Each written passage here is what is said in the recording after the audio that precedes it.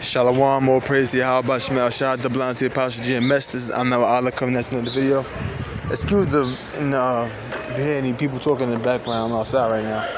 But I want to be focusing on the book of Hebrews chapter 5, verse 12. Let's get right to it. It says, Hebrews 5 and 12, for when the time ye ought to be teachers. So first, let's look at that word. What that word ought mean? Ought, O-U-G-H-T. It says ought, verb used to indicate duty or correctness, typically when criticizing someone's actions. Used to indicate something that is probable. So basically, ought means to indicate duty. So in the time you ought to be teachers, or in the time it is your duty to be a teacher, right? For when the time you ought to be teachers, you have need one teach you again. And notice it says also when criticizing someone. So for when the time you ought to be teaching, you have need that one teach you again. So that's like the criticism right there. The time comes when you ought to be teachers, the duty is for you to be a teacher. You need one to teach you again. So there's the criticism right there, because if you need one to teach you again, obviously you aren't skillful. You have need that one teach you again would be the first principles of the oracles of the Most High. So you need the first principles, which is what? And I'll become such as have need of milk and not of strong meat. So that's someone that's unskillful. That's someone that needs to be taught again, because they have need of milk and not of strong meat. A person that has need of milk is someone that's unskillful in the word of the Most High. So we're going to get right to that. For everyone that uses milk is unskillful in the word of righteousness. If you think about a newborn baby, right? A newborn baby can't eat meat. That's why they don't have teeth. So for the first months of their life, they have to do what? They got to drink milk, because they don't have the teeth to be able to properly eat meat. They don't have the teeth to be able to chew meat. So they need to drink the milk from their mother's breast. That's represents someone that's unskillful in the word of righteousness. In other words, someone that's like an infant. Someone that's like a newborn.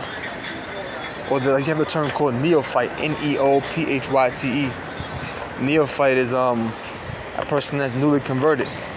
That's someone that's another example of someone who is unskillful. For he is a babe. But strong meat belongeth to him that are of full age, to them that are of full age. So it's a person that has strong meat, that can eat of strong meat, is someone that's of a full age. So someone that's unskillful, someone that's like a babe, someone that doesn't have a great level of understanding in his word.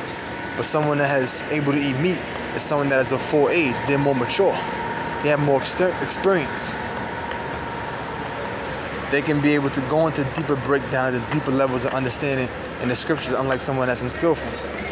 But strong meat belongs to them that are of full age, even those who by reason of use have their senses exercised to discern both good and evil. Now what does that mean, exercise? Let's see.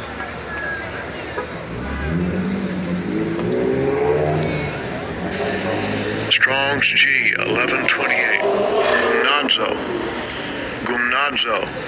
Gumnazo.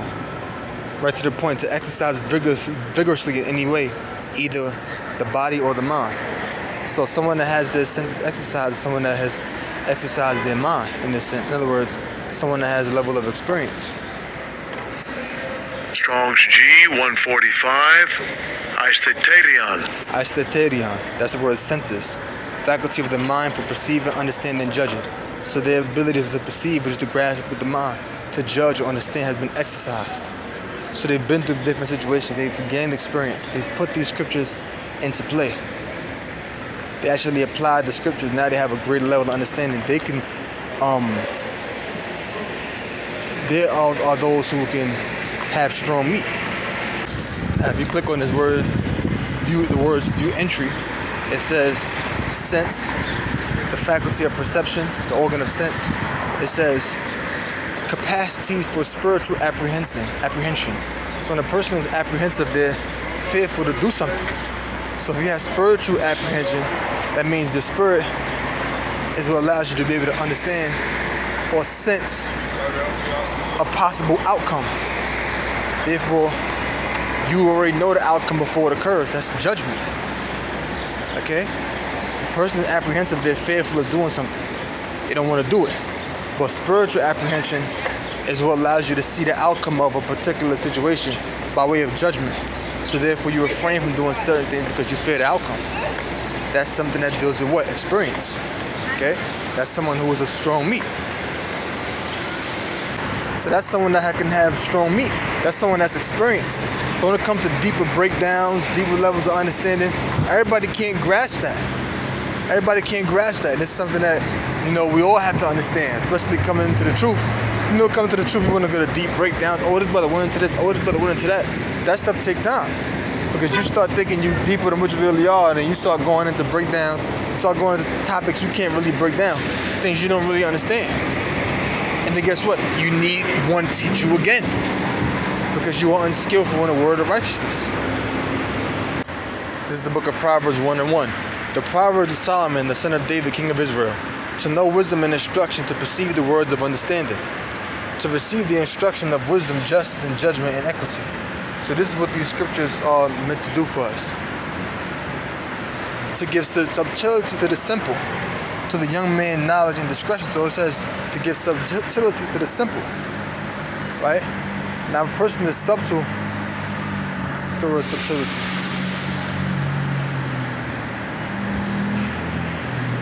That's Adarama. That's I and it's a Ra and it's a Ma. Let me look right there. Shrewdness, craftiness, prudence. So the scripture meant to give subtlety to the simple. Now we'll go to the etymology. Let me go to the word simple again. The word simple. It's not just the word subtlety.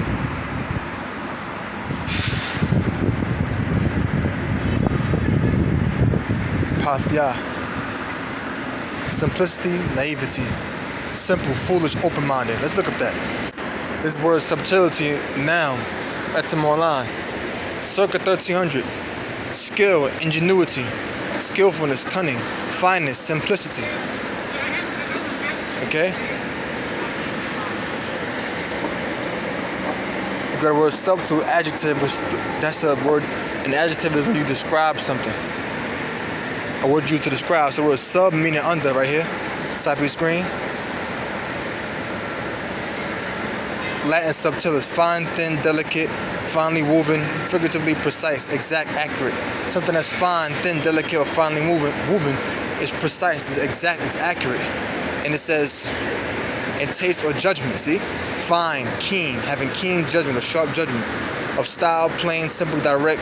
From sub, under, see sub, tilis. From tela, meaning web. So, net, warp of a fabric. So sub meaning under, tilis meaning web. So it means under the web. If you see a web and you go under the web, you're subtle because you're skillful or keen enough in your judgment that you see the web and you choose to go under it.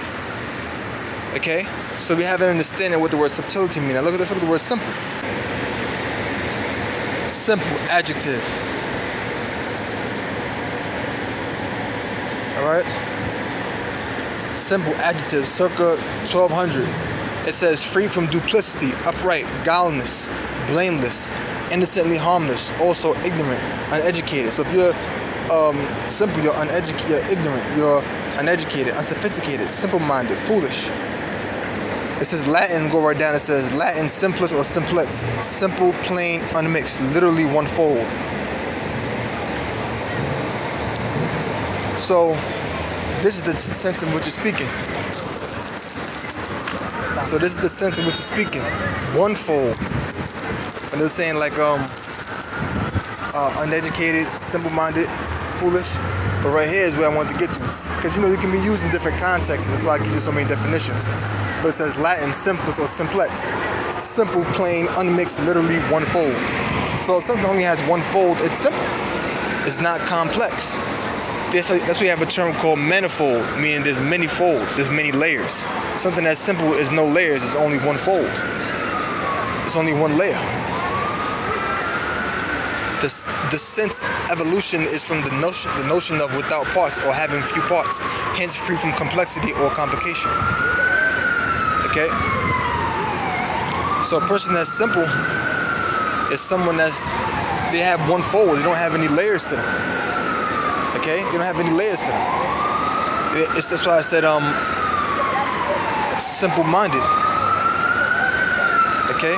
There's no layers to their mind. So anything that's said or spoken, they'll just accept anything.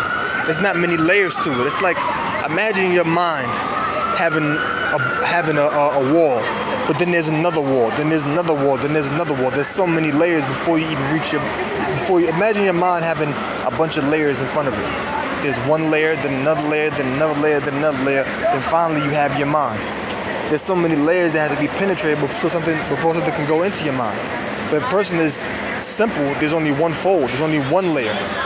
So guess what? It's easy for anything just to slip through. So a person that's simple can easily be deceived. And there's another scripture I'm going to go to, but I'm going to make my videos about 10 minutes because, sometimes Jake's attention span doesn't last that long. And also, I don't know if I don't want this thing to cut off. So with that, I'm going to close. I'm going to say, oh, praise the Yahweh, Shema Shah, the Velocity Project GMS. Until next time, Shalom.